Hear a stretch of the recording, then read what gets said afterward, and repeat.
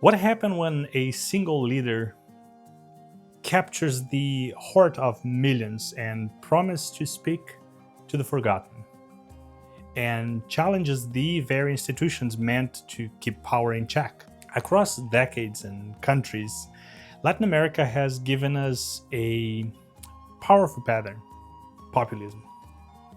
Leaders rising on wave of popular support, delivering short-term gains, but often leaving long-term stability in their wake. Today, we are going to trace that pattern from Argentina to Brazil to Venezuela and see why it keeps repeating. Take Juan Perón, for example, in Argentina. He was elected in 1946. He built a massive coalition of industrial workers. He raised wages, he expanded labor rights, he nationalized industries, and positioned himself as the voice of the shirtless, the descamisados, the working class. His support was theoretical. It was mass-based and emotionally intense. Then look at Getúlio Vargas in Brazil. He came to power in 1930s.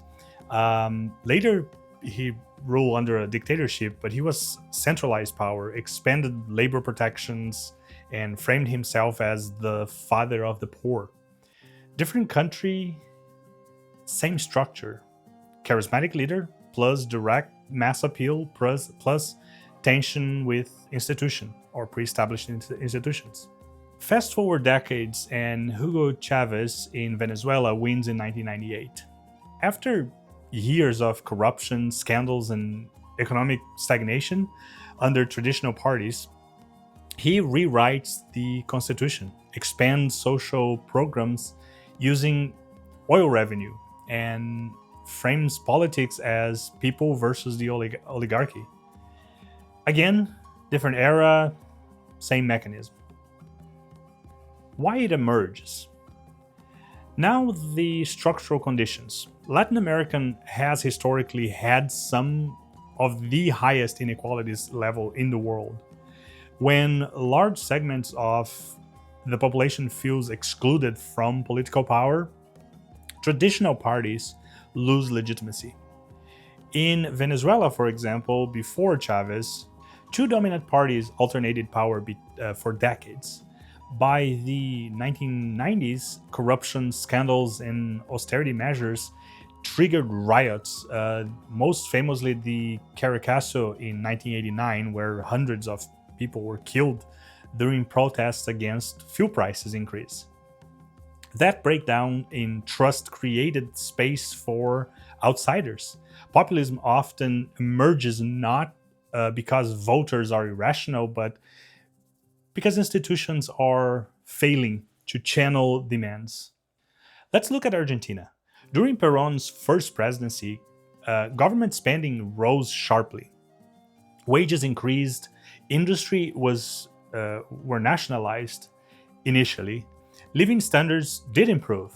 But by the early 1950s, foreign reserves were depleted. Agricultural exports slowed and the inflation accelerated.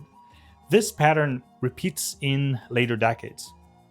In the late 1980s, under President Raúl Alfonsín, fiscal deficits and monetary expansions contributed to a hyperinflation. Then in early 2000, after the collapse of peso-dollar peg, Argentina defaulted on over $100 billion in debt. That is one of the largest sovereign defaults in history. The point, however, isn't populism causes hyperinflation. The pattern is this: short-term redistribution plus weak fiscal discipline plus external shocks equal high instability risk. Venezuela is an even more extreme case under Chavez and later Maduro. Oil reserves funded massive social spending. Oil prices fell after 2014. The government relied heavily on monetary expansion. By 2018, inflation exceeded 1,000,000%. Economic collapse followed institutional erosion. That's not theory, that is a measurable outcome. Populism also reshapes institutions.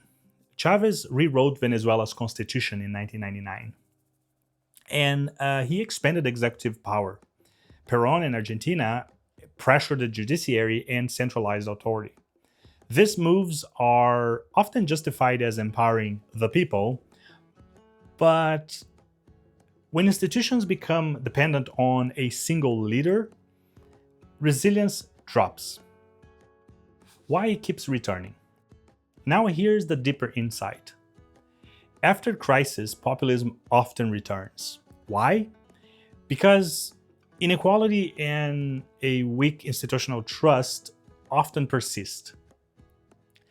Brazil elected Luiz Ignacio Lula da Silva in 2002 after economic volatility and dissatisfaction with the elites. His presidency combined redistribution with more fiscal discipline, showing variation within populism itself.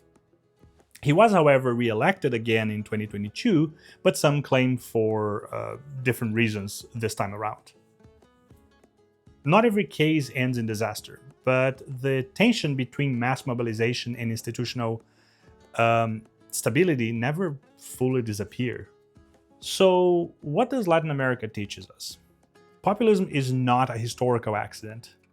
It is a reoccurring response to inequality, corruption, and weak representation. It can expand political participation. It can also deliver short-term gains. But when personal power overrides institutional constraint, long-term stability becomes fragile. And when the underlying structural problems remain, these cycles reset. That's the lesson, not caricature, not ideology, a pattern. Populism isn't a mistake. It's not a moral failing. It's a repeating pattern. When people feel ignored, inequality bites and institutions falter. A charismatic leader rises, they can deliver hope, change, and immediate gains. But the same concentration of power that inspire millions can also unravel stability. And because the problems that gave rise to them never or rarely disappear, the cycle often comes back. Understanding this pattern doesn't take sides. It doesn't need ideology. It's the story of how power, trust, and leadership collide again and again. So next time you see a leader promising to speak for the people, ask yourself, is this a fleeting moment of hope or a start of a new repeating cycle?